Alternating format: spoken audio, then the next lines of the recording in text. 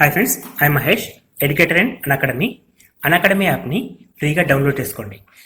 Display మీద కనబడుతున్న ఈ లింక్ని కింద డిస్క్రిప్షన్ బాక్స్లో ఇవ్వడం జరిగింది. ఆ లింక్ని మీరు క్లిక్ చేయడం ద్వారా మమ్మల్ని ఫాలో చేయవచ్చు.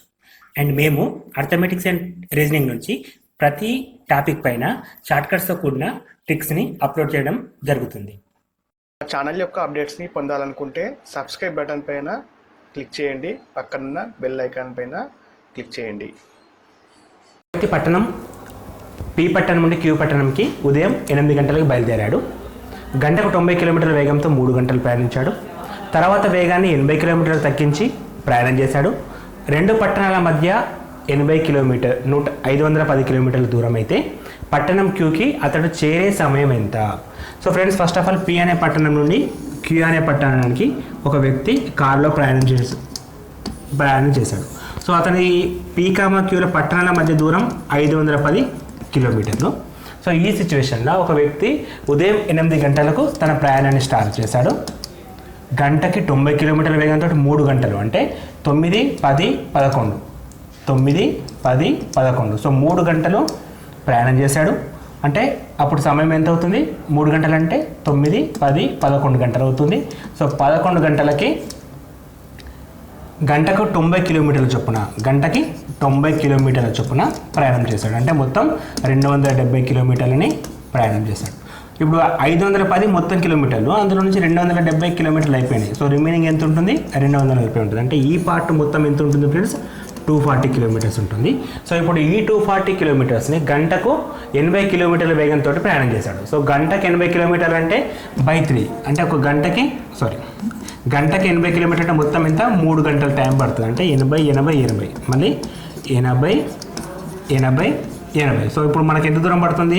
3 గంటల టైం పడుతుంది. అంటే మళ్ళీ 11 నుంచి 3 గంటల లెక్క పెడితే 12, 1, 2.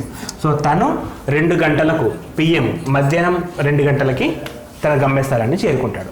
సో ఇక్కడ మనకి టైమ్ అండ్ డిస్టెన్స్ నుంచి ఫార్ములాస్ అవసరం లేదు, రిలేషన్షిప్ కూడా అవసరం లేదు. జస్ట్ క్వశ్చన్ని అనలైజ్ చేయగలిగితే సరిపోతుంది అంతే. క్వశ్చన్ని అనలైజ్ చేస్తే సార్. నెక్స్ట్ క్వశ్చన్, ఏబీసీల సగటు బరువు 65 కేజెస్.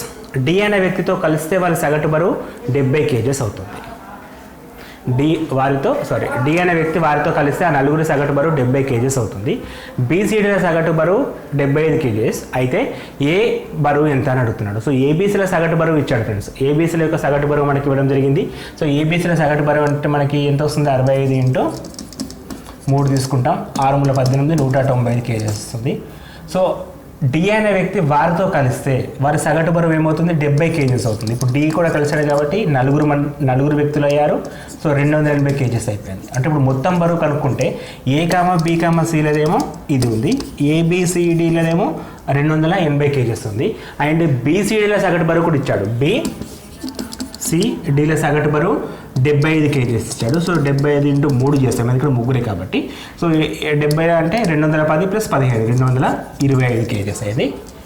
225 కేజెస్ అయిపోయింది. సో ఇప్పుడు ఏమంటున్నాడు? ఏ యొక్క బరువు ఎంత అని అడుగుతున్నాడు. సో ఇప్పుడు ఏ బరువు కావాలంటే చూడండి, ఏబిసిడి ఉంది, బీసీడీ ఉంది.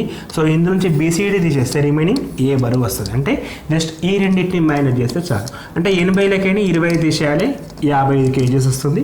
So 55 kgs. సో ఇక్కడ మనకి ఫస్ట్ పాయింట్ అనేది ఏ రకంగా కూడా ఉపయోగపడలేదు. అంటే కొన్ని క్వశ్చన్స్లో మనం కన్ఫ్యూజ్ చేయడం కోసం కూడా అడిషనల్ డాటా ఇస్తాడు. సో దాన్ని మనం మిస్యూజ్ చేసుకోకుండా వచ్చింది అవసరం ఉంటే చేస్తాం, లేకపోతే ఎక్కడ ఏది అవసరమో అది చేస్తాం. సో ఇక్కడ ఏబిసిడీల బరువు వచ్చింది కాబట్టి దాన్ని ఇచ్చేస్తున్నాను. నెక్స్ట్ వచ్చేసి బీసీడీ ఇచ్చాడు, దాన్ని ఇచ్చేస్తాను. సో మనకి ఏ అడిగాడు కాబట్టి ఏబిసిడి నుంచి బీసీడీ తీసేస్తే ఏ బరువు వస్తుంది? అది 55 కేజెస్ వచ్చింది. నెక్స్ట్ క్వశ్చన్, ఒకడు 15 మీటర్ల ఎత్తుగల స్తంభం యొక్క అగ్రభాగాన్ని 30 డిగ్రీల ఊర్ధ్వకోణంతో చూస్తున్నాడు. అతడి ఎత్తు 1 మీటర్. అతడికి స్తంభానికి మధ్య గల దూరం మీటర్లలో ఎంత? సో ఫ్రెండ్స్, ఒక వ్యక్తి ఇక్కడ ఉన్నాడు అనుకుందాం. అతని ఎత్తు ఇచ్చాడు 1 మీటర్ హైట్ ఉండే ఒక వ్యక్తి 15 మీటర్ల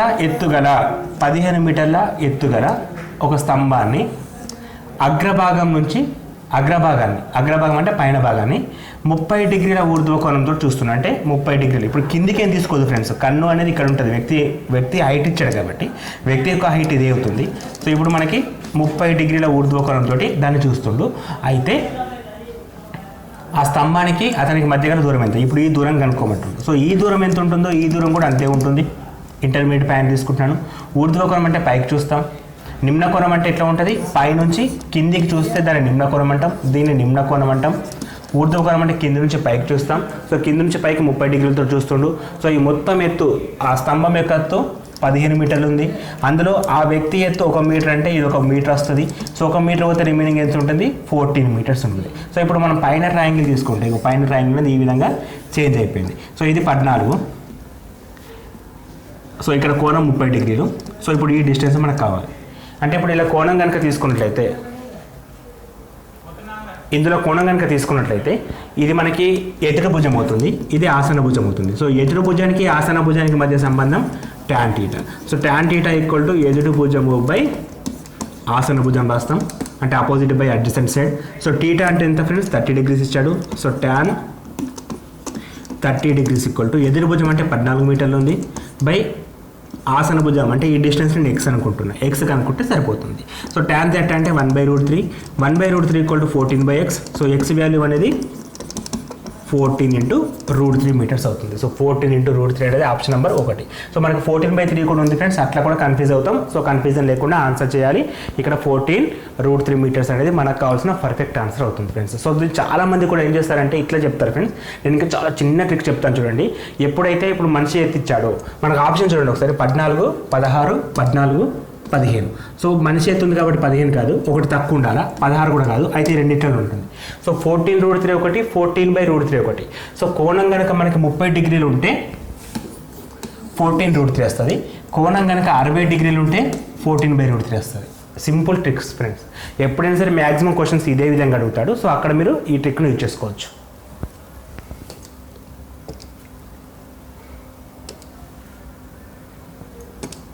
నెక్స్ట్ క్వశ్చన్ ఫ్రెండ్స్, ఈ క్రింది వాణిలో 0.333 × 0.25 × 0.499 × 0.125 × 0.24 లబ్ధాల యొక్క అంత్య విలువ అత్యంత సమీపపు ఉజ్జయిని విలువ ఎంత అని అడుగుతున్నాడు. సో ఫ్రెండ్స్ ఇక్కడ అత్యంత సమీపం అని అడిగాడు. సో అత్యంత సమీపం అంటే దీన్ని నియరెస్ట్ వాల్యూ 1/3 రాయొచ్చు.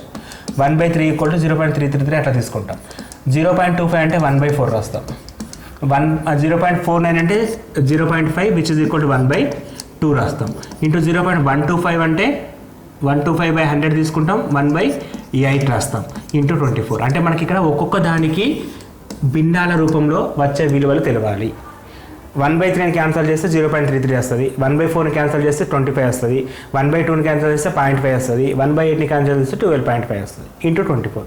సో చూడండి 8 ఎక్కం 8 3 24, 24 8 క్యాన్సల్, రిమైనింగ్ 1/8.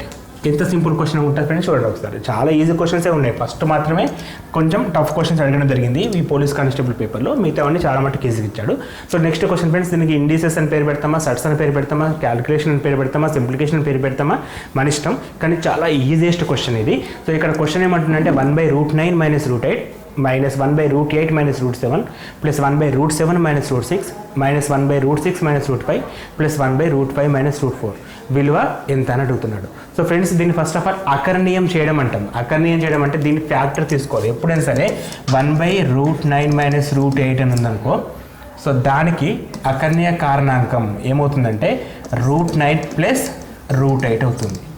మైనస్ ఉంటే ప్లస్ వస్తుంది, ఆ విలువ గుర్తుంచుకుంటే సరిపోతుంది. 1/, ఉన్నప్పుడు ప్రతిసారి ఇదే విధంగా రాసుకోవచ్చు. సో దీన్ని ఈ విధంగా రాస్తాం, మధ్యలో మైనస్ సింబల్ ఉంది, మైనస్ రాస్తున్నాను. ఇప్పుడు ఏం రాయాలి, √8 మైనస్ ఇంటూ మైనస్ ప్లస్ √7, మళ్ళీ ప్లస్ ఉంది ఫ్రెండ్స్ ఇక్కడ. సో ఇప్పుడు ఏం తీసుకుంటాం, -√7 ప్లస్ √6 -√6 ప్లస్ √5. సో ఈ విధంగా లాస్ట్ వన్ -√5 ప్లస్ √4. సో ఇక్కడ అన్ని వాల్యూస్ క్యాన్సిల్ అయిపోతాయి. -√8 plus √8 -7 -√7 plus √7 -√6 plus √6 plus √5 -√5 cancel అయితే అల్టిమేట్గా మనకి మిగిలిన ఆన్సర్ ఏంటంటే √8 ప్లస్ √9 ప్లస్ √4. సో సో √9 + √4 అంటే చూడండి ఒకసారి, √9 అంటే 3 + √4 అంటే 2, 2 + 3 5. సో ఆన్సర్ వచ్చేసి డైరెక్ట్గా మనం 5 అని చెప్పి టిక్ చేస్తాం. ఇక్కడ ఆన్సర్ వచ్చేసి 5 ఫ్రెండ్స్. సో చూడడానికి కొద్దిగా టఫ్గా ఉంది కానీ చాలా ఈజీ క్వశ్చన్ ఫ్రెండ్స్. ఇది కూడా ఎక్కువ టైం కూడా తీసుకోదు. ఆన్సర్ వచ్చేసి 5 అని చెప్పి రాస్తాం.